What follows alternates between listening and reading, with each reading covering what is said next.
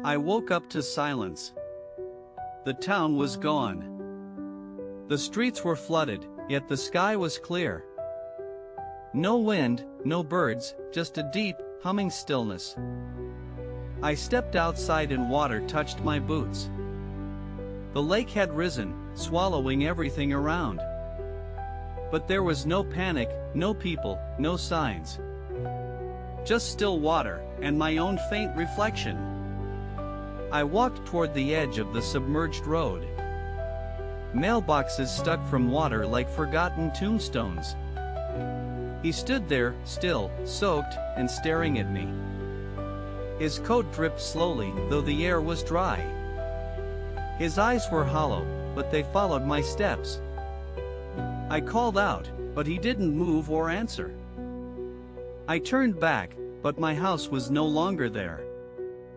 Only more water, stretching endlessly behind me. He pointed toward the lake, then lowered his hand. I asked who he was. He smiled and vanished.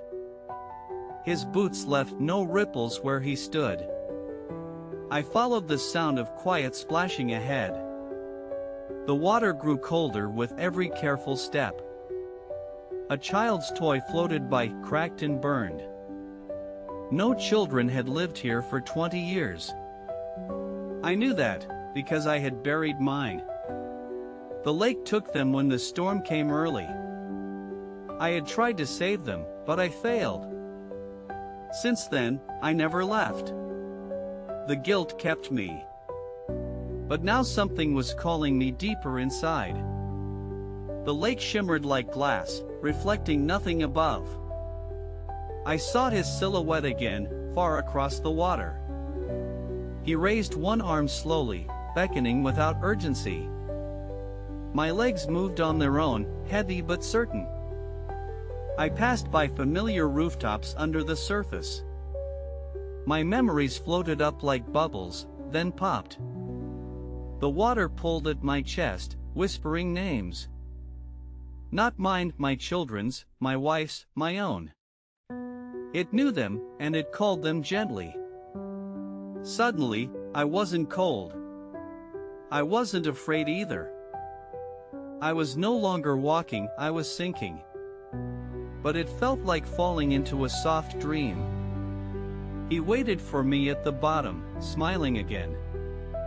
His hand reached out, and this time I took it. I saw what he saw, everything, everyone, forever. We weren't trapped. We were watching. Waiting. Years passed like fog over glass. Others came. Some screamed. Some cried. Most just followed, like I had, without question. I watched a boy drop a flashlight into the lake. He paused, then saw me. And he ran. That boy became a man, and came back. He was older, but the fear was the same. He built a cabin on the edge, far from town. Every night, he lit candles and spoke to the water. He asked questions I couldn't answer anymore. He spoke my name, but I had forgotten it. We weren't meant to return once we crossed. But he insisted. He kept calling for weeks. One night, I stood again at the surface. The lake pushed me up, like a breath released. I walked to his door, dripping, confused, calm. He opened it. He cried.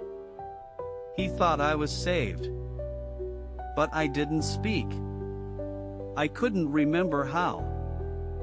I just looked at him, and waited for the lake. He followed me, slowly, like a sleepwalker does. We stood at the water's edge in silence. He asked, "Will it hurt?" I didn't know.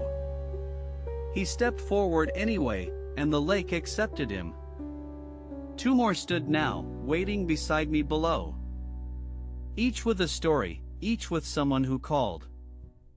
The lake grows deeper with every broken heart.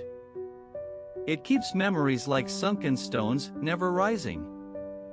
Sometimes the wind returns, and the sky cries.